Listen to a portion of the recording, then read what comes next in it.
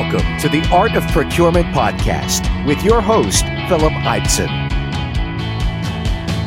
Here, thought leaders share the trends, strategies, and tactics that you can use to elevate the role of procurement and your career. Hi, everybody, and thanks once again for pressing play on the latest Art of Procurement show. So after the whirlwind, which was last week, and having 5 shows in 5 days, you can rest assured that we're going to resume normal service here. We're going to go back to the 1 interview show a week and 1 Friday show each week. Today's show, though, it is a continuation of the Big Idea Week from last week. And if you recall, we had 5 different interviewees, or a speaker or a panelist of the Procurious Big Idea Summit that actually takes place now on Thursday of this week. So my guest today is Martin Chilcott. Martin is the CEO and founder of 2 Degrees. 2 Degrees is a provider of both services, but also a collaboration platform that helps companies partner with each other to build more sustainable supply chains. So Martin started 2 Degrees back in 2007, and the community of collaborators has now grown to over 26,000 members around the world.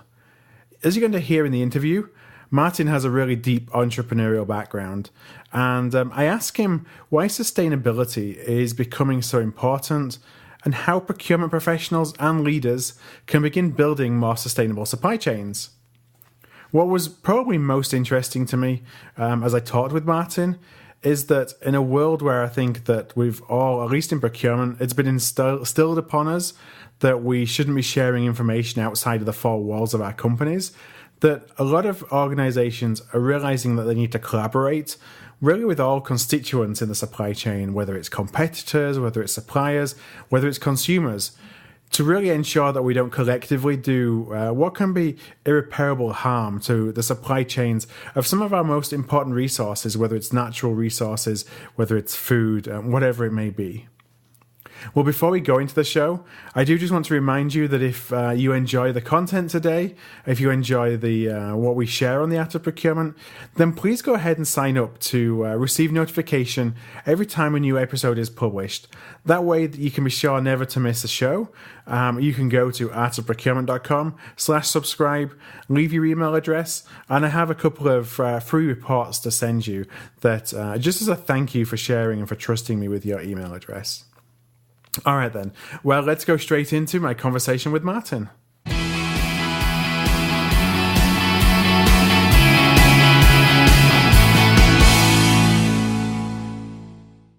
So, hi, everybody, and welcome to another episode of the Art of Procurement show. And today, I'm really excited to be joined by Martin Chilcott.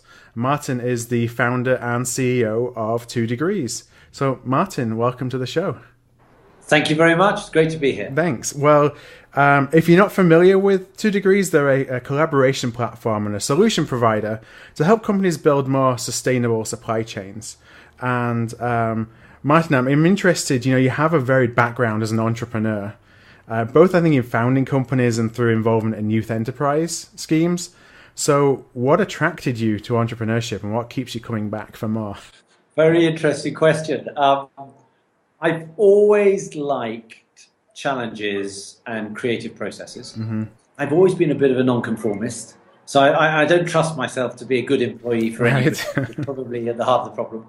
I probably have a slightly dangerously undersensitive risk radar, which means I see far more opportunity than I see problems. And that coming together as a combination and a kind of just boundless energy has meant that I've kind of seen opportunities, perhaps where other people see them as well, I'm sure, but don't really want to leap forward and take them. So I've been an entrepreneur all my working life, really. As soon as I left university, I started my own businesses. And in those days, I was younger, I had hair, I had absolutely no money or experience. Right. And it was extremely difficult and very challenging, but very, very rewarding. And I've never really dropped the habit. I got hooked from an early age. I guess you had nothing to lose in the early days. Yeah, it's a really important part of it. I think when people ask me, and I do quite a lot of mentoring now, as you were saying, with would-be young entrepreneurs, and quite a lot of them say, should I go and get a job first and then do it when I've got some money? Mm-hmm. And I always say, absolutely not, because by that time you'll get tied into a lifestyle and you'll have responsibilities You won't be able to take risks. Yeah. And you won't actually do it. I would probably have liked that advice. I did the opposite. So I waited until I had 2 kids and a mortgage and everything, and then decided, you know what, if I'm not going to do it now, I'm never going to do it. So I got to take the risk and try it. So that's the hard way. Right. That's the hard way. Is your partner or your wife happy about that? Yeah, she was very supportive of it, which obviously makes it very, very fortunate. You know, I would always paint the worst case scenario. So I've done a lot of talking about living in cardboard boxes, so that if the worst case was to happen, it's not something that was a big surprise. But no, she's on board, so which is, you know, that makes it easier to do. That's for sure. Yeah. So you founded 2 degrees, I think, to address sustainable supply chains. So I'm interested to know what you mean about sustainable supply chains. You know, maybe give a couple of examples. Yeah, sure.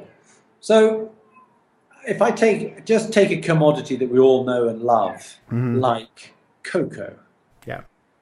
And we take for granted that chocolates turn up in our stores and that we have, you know, a boundless supply and choice to buy from and all the rest of it.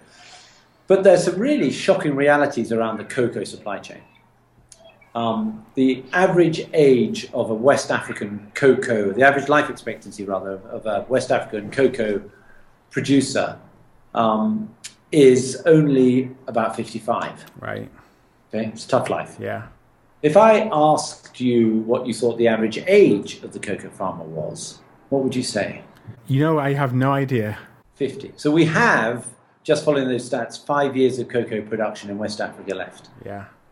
So across the world, from coffee to tea to palm oil to cocoa, from wheat, depending on what the climate conditions are, the fundamental elements of the natural system, which our supply chains ultimately rely upon, are under all sorts of pressures: demographic pressures, environmental pressures, water pressures, pollution pressures, and so on and so forth. And if we are to be able to support the growing population of the world that we've got, and in particular the growing middle class that we've got, so we're going to go from about 7 billion towards something that looks like 9 billion, and we're going to double the size of the middle class. And it's the middle class that does the consumption. If we're going to be able to do all of that and live and keep our lifestyles, we've got to make those supply chains sustainable. And when we think about making them sustainable, we've got to make them environmentally sustainable, socially sustainable, and of course financially sustainable. And the 3 go together. Right. You can't have a financially sustainable supply chain if it's not also creating social value where it exists and acts, and if it isn't also looking after its future environmental state of being. And do you see companies now beginning to take that more seriously? Absolutely, and it's very interesting. Not all companies are anywhere close to the kind of same level or the same place on the journey, but the vast majority, and the bigger the companies are, it seems to me, the closer they are to these pressures. Yeah. So FMCG, retailing, food are good examples of companies who are really understanding that, particularly big brands where the reputation of the brand is exposed to some of these dangers in that supply chain, then it's being taken very seriously. So the Unilevers, the Nestle's, the Coca-Colas, the Pepsis, absolutely doing their very best to work out how to procure and manage supply chains in a way that 10 years ago would have been totally alien to them. Right. And is government intervention playing a role? So I know that we had the Paris Agreement that was agreed, ratified, is about to be signed, I think, in the next week or so from the climate talks at the end of the year. Is that going to have a role on how procurement needs to think about sustainable supply chains? Yeah, well, it's very interesting, actually, because I spent quite a bit of time in Paris during the COP21 talks in the side events. And what was absolutely clear is that business, on the whole, is running ahead of government. Right.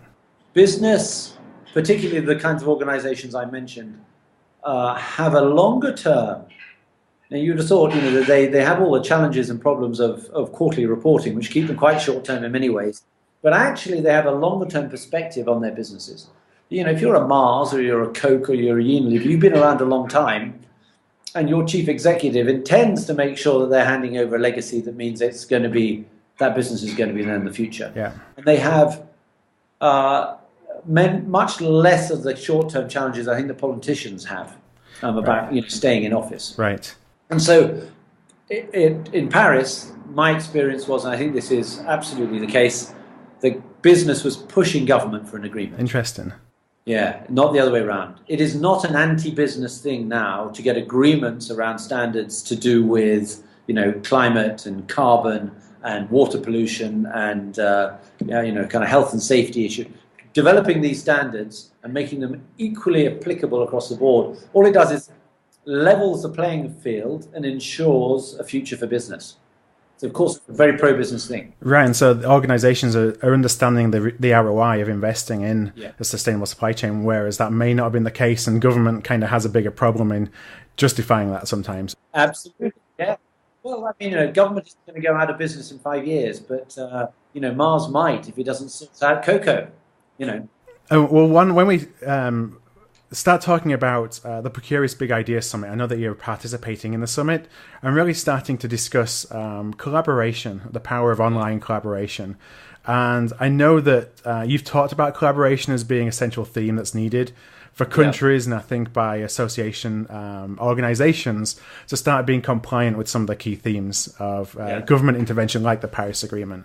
Yeah. So first, I wondered if you could share the different ways that people might work together to partner to start trying to solve some of these complex sustainable problems. Yeah. So, it's very interesting that there are kind of two parts to this, I guess, that are worth dwelling on for a second. So one is, I think we need collaboration today to address the challenges that business faces in the beginning of the 21st century in a way we never did before in the past. Mm-hmm. And that's partly because many of these genuinely existential threats that exist within our supply chains are challenges of the tragedy of the commons. So if you're a plant and you're taking water out of the aquifer next to a mega city that's exploding in size, next to the villages and the farmers, the kind of challenges you have about managing the water isn't just up to you. You can only manage it working with those local stakeholders. So there is a local dimension to collaboration, which is driven by the shared nature of the challenges. Then there's a supply chain need for collaboration, which I think we've never had before. Mm-hmm. And that's, if you think now of how brands in particular compete, their ability to compete is exposed to the weakest link in their supply chain very often. Yeah. So whether it's Horsegate or it's Rana Plaza or it's one of 1,001 challenges that brands face, way down the supply chain, it's the brands that get the kicking. Yeah. And so their reputation is exposed, and there's nothing more dangerous to a major brand business than an impact on its reputation. So, and the only way, because they don't own those supply chains, they can't tell those supply chains absolutely what 100% to do. They can't afford to manage them. They're complex nowadays. We've outsourced, we've offshored, we've subcontracted, and they've subcontracted. It's a complex mosaic. It's not so much a chain as a sort of interwoven kind of bird's nest of a mesh. That's very very easy to lose control of. It's very difficult to understand what's going on in even the tier 1 of your supply chain, never mind tier 2, tier 3. Then tier 2 and tier 3, and absolutely. It's opaque. It's likely to go and do its own thing. It may not adhere to your standards. It probably also works for your competitors. Yeah. And so your ability to manage all of that requires collaboration. You cannot do it with a stick. You have to do it with collaboration and carrots. So how, you mentioned carrots, how are leading companies going about trying to get a handle on that? Well, the very best. So, I mean, I would put Unilever right up there. Mm-hmm. I think parts of the Walmart empire, so Asda in the UK, other companies, maybe like GlaxoSmithKline. Mm-hmm. A number of these companies, Pepsi would be another good one, Coca-Cola. What a lot of them are beginning to do is they're beginning to recognize that actually the vast majority of the problems that are in their supply chains, that could affect cost, could affect security of supply, could affect reputation, have already been dealt with and solved by somebody somewhere. Right. but not by all the suppliers everywhere. And so you've got this extraordinary knowledge and capacity that's hidden away across the supply base in silos. Mm-hmm. And what we're doing at 2 Degrees is we're bringing the players in that supply base together so they can surface the best practices and the problems, and they can normalize them, and so kind of make the most, optimize the value you can get out of supply base down at an operational level. And sorry, Martin. So, could you give an example of a specific? Maybe you can't talk specifics because they're client client sensitive. I can give you specifics, but I might leave out names. Yeah. So, I just wonder if there's an example you could share. Yeah. So, there's a food manufacturing supply base that we work with for one particular company. It has just over 300 supplier companies in it that vary from relatively small companies turning over, 20, 30 million euros to very large ones turning over billions. Yeah. So it's kind of big spread. Thousands of sites across Europe mainly and one or two other parts of the world producing and processing frozen, ready meals, fresh foods, and so on. Yeah. From those companies, we have in a private space on our platform their operational management. We have energy managers, water managers, factory managers, quality managers, sustainability managers, these sorts of folk. And what happens in that community is that we encourage one of those individuals to say, hey, I've got a challenge. Has anybody built a business case for lowering cost by installing LED lights, let's say? Yeah. And then what we'll do is we will, by building profiles on each of the individuals, we'll be able to create automated processes to get the others who've done that already, who've already solved that problem, to help that individual. Okay.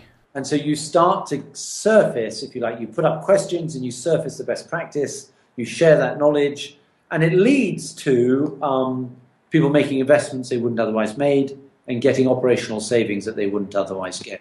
Now, we know a deep dive survey of 42 of the most active companies of that 300 group have generated are generating about 48 million euros of savings directly as a result of making investments they wouldn't otherwise have made were it not for accessing their peers' knowledge and insight. And so those peers are outside of the company. It's not internal. It's external. Outside the companies, from other companies.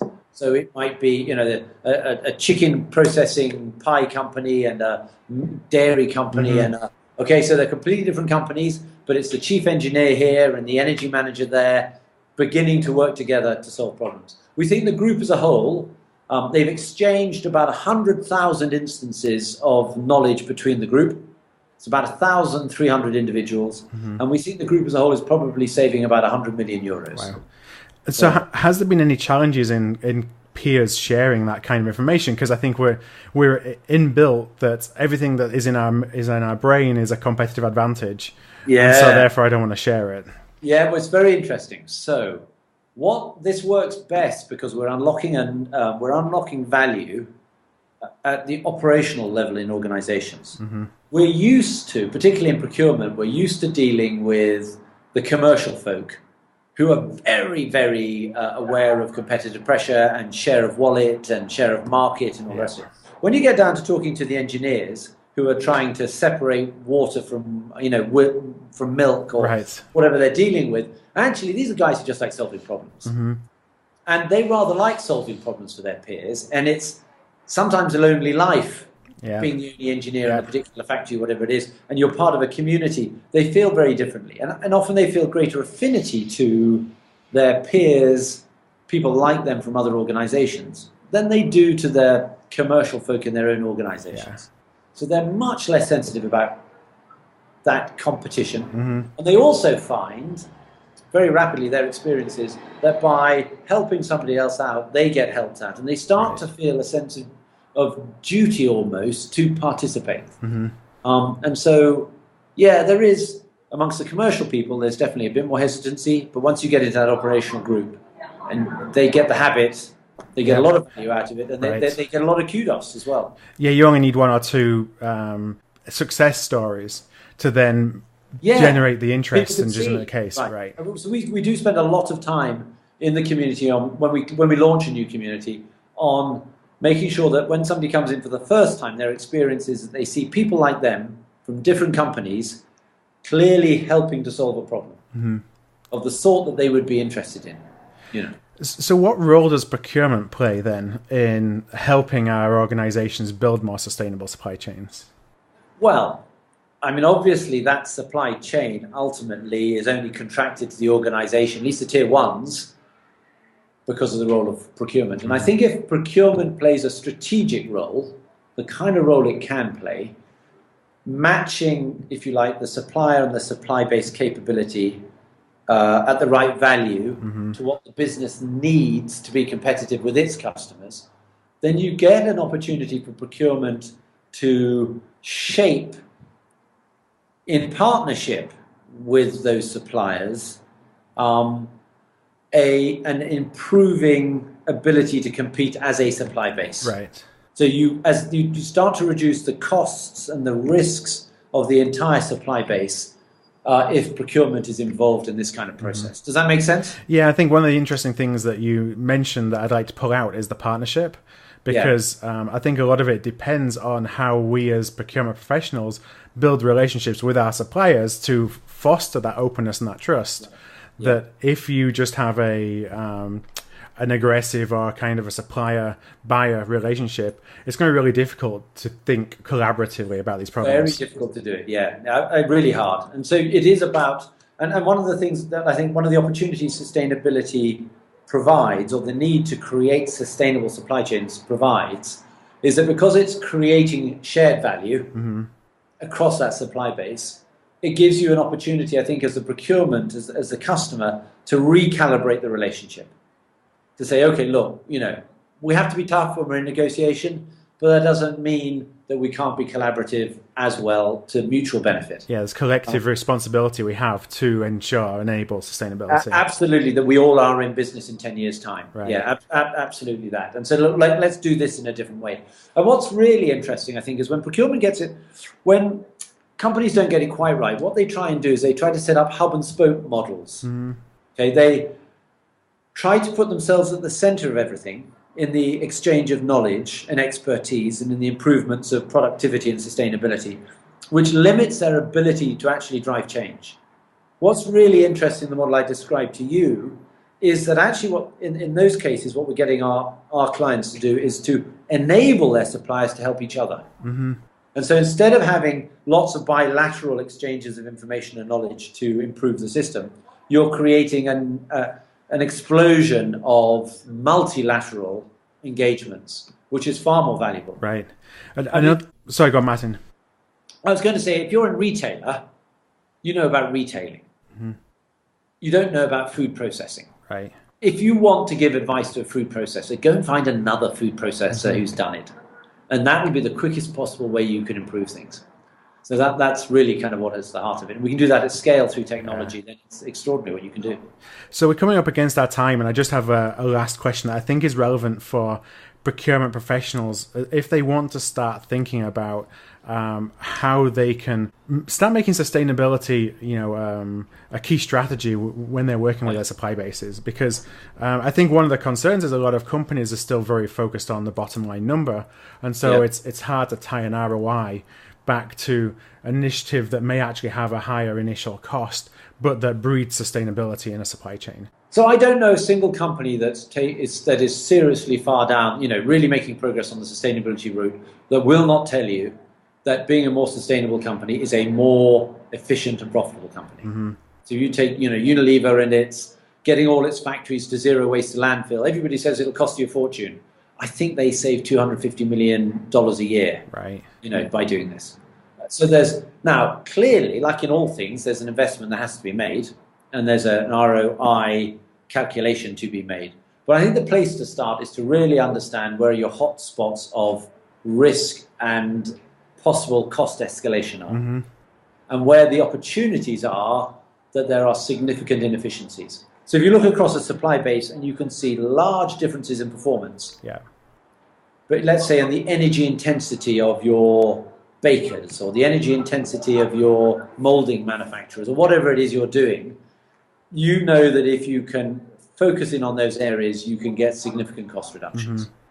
And so it is about understanding that first and then working with those suppliers in those areas. Yeah, and something that came to mind as we're talking is we talked about having success stories. So using areas where the supply is fundamental, that's critical to your competitive advantage or to your output, using that because there'll be fear about that of losing supply in those areas, using that as an example case and being successful. Starting there, absolutely. Right. So start where it really matters to your business. Yeah. You'll get support then, and really understand there will always be quick wins, and that helps you build momentum. And then there are going to be projects where you need to invest more. Yeah.